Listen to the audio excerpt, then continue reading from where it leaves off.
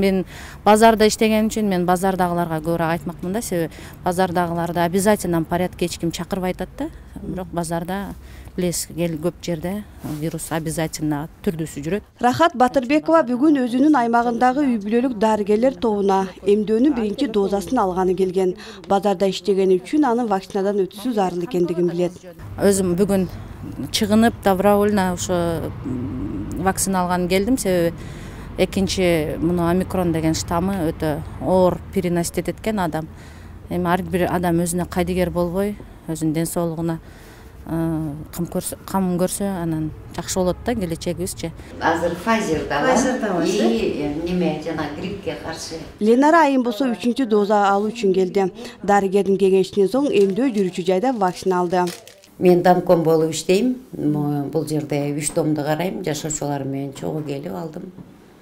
Никаких побочных эффектов бирдеке болгон жок.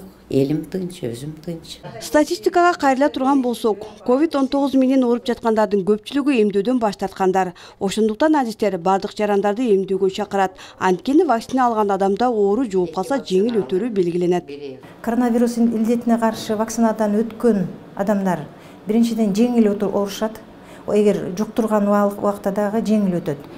Ал эми эмдөөдөн өтпөгөн адамдарыбыз оорураак болот. Анан алардын эми баягы күчөп осложнение дейбиз, ошолорду көбүрөөк кездешет.